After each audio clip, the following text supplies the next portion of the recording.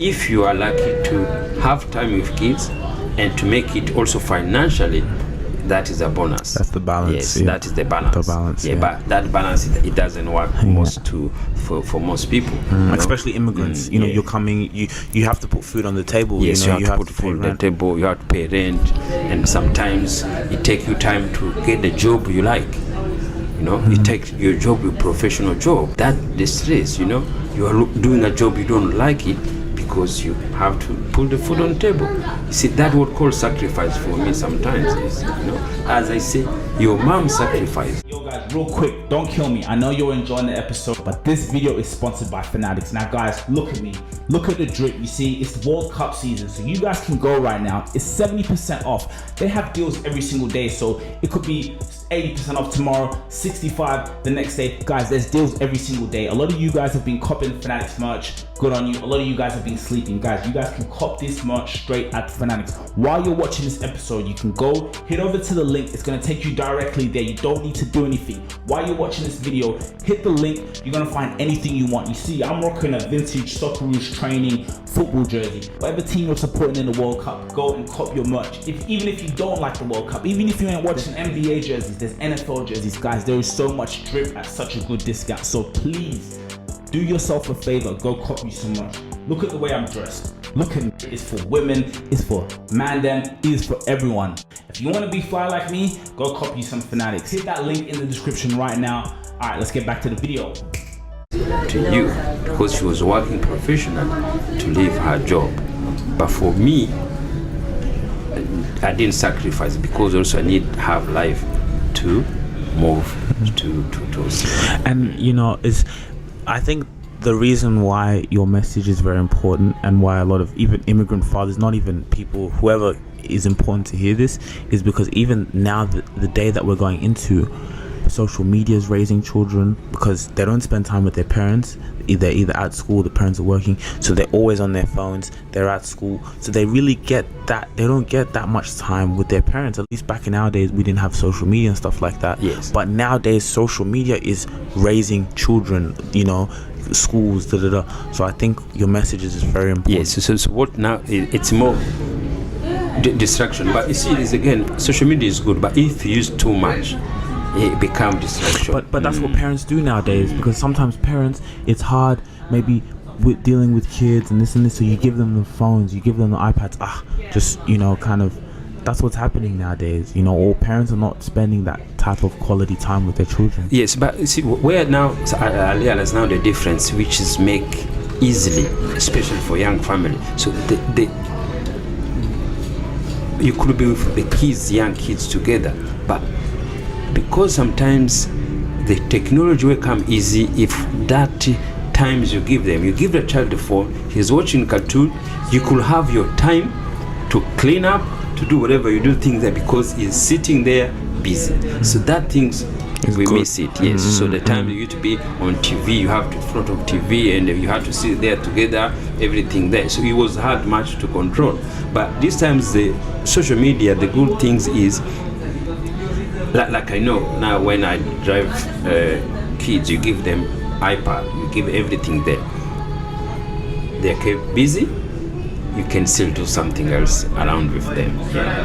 So it's not bad, but it's for me, I think it's good helping. So as long as you are there, you have to pick them to school, you do activity for them, you do everything with them. So technology, it doesn't change anything, but it helps us to be a bit, sometimes it's good to be distracted with something else. Something so they can. So what I want to ask you is, what has been your biggest challenge raising 3 boys? Come from Africa, what's been the biggest challenge? What's been the hardest thing for you?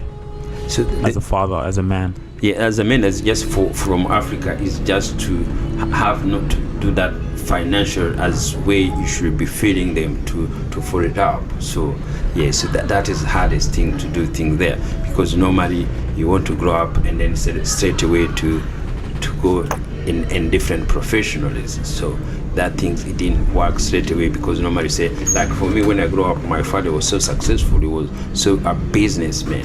So, and I was say, look, I need that, but I could get that. So, and which is also it's good. So the boys that go to found themselves how to become what they want to be. But sometimes as a parents you feel, oh no, I should have made more money, but it's just terms of money. But otherwise I don't regret the times to raise you up. The connection, yes. So the connection is more important than what I've been doing financially. So you found a big challenge was, okay, I'm spending time with them, I'm here for these kids, but it was more that financial aspect. Like my dad was an entrepreneur, me, I'm working, I'm driving these trucks maybe, or I'm doing these jobs. I remember you used to work at a petrol station. Yeah, sometimes also Caltex. Was that like casual or something? Yeah, it was casual because also it was good because they are now could work at night, take you to school, do everything there. Yeah, that was correct. So from post office, I went to Caltex and also calls. So because that times I was doing night shift, so which was good also. Take you to school, take you to the game, everything there, and then come home, and then I go night shift and everything. Quick backstory. Didn't one event happen that someone came in to rob the petrol gas station? Yes, so see that's why I say life is everywhere is interesting. You know, one day I was working, man. See, because it started around 11, and I was just customer service in petrol station Waterloo, Shell. Man, I was serving client, and I could see people running out there, crowding there, and the door open, and I was wondering what they're doing.